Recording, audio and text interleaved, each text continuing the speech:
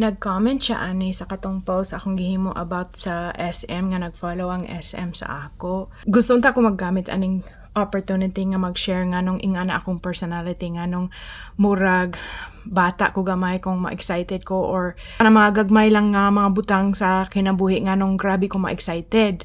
All of it is because tungod sa akong health crisis katong 2021. Makasulti jud ko nga kung wala ka naka-experience sa akong gi-experience katong 2021 hangtod sa 2025, dili jud ka makasabot unsa ka jud ka grabe tong situation. Katong bedbound pa ko during sa akong health crisis, para sa mga wala na ibalo, bedbound means like dili jud ka makabangon. Nalang ka diha sa imong higdaanan for weeks, months, sometimes years. At the time nga bedbound ko, dili ko makabuhat og bisag unsa, dili ko makakaya magtan-aw sa akong cellphone, dili ko makakaya maminaw og music, dili ko makakaya magbangon, maglakaw-lakaw. Naalang ko diha sa higdaanan. And because my nervous system had collapsed, dili ko makakaya og bisag unsa mga sounds, dili ko makakaya og mga smells, mga baho, bisan sa shampoo, perfume, bisag unsa. So, syempre, maka-imagine jud ka nga kung naalang ka diha sa higdaanan, naghigda lang ka for weeks upon weeks, og dili ka makabuhat og bisag unsa.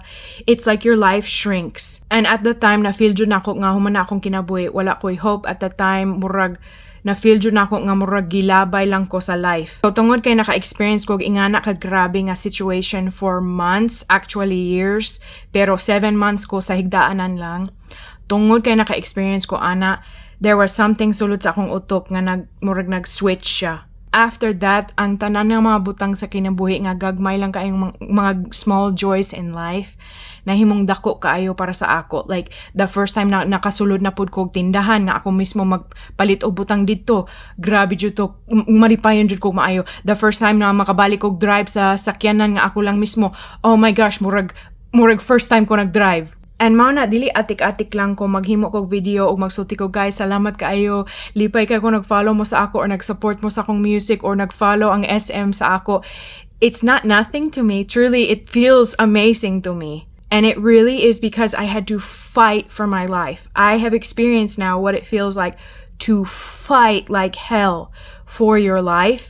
And when I got my life back, the little things became the big things. So, mao na, mas dako akong appreciation para sa kinabuhi karon, para sa mga little joys in life. And that's why kung mag-share ko ana online, I'm sure to some people kanang murag naghambog lang ko or ambot bisag unsa. Pero para sa ako kanang gitik kay nga feeling, it's real for me.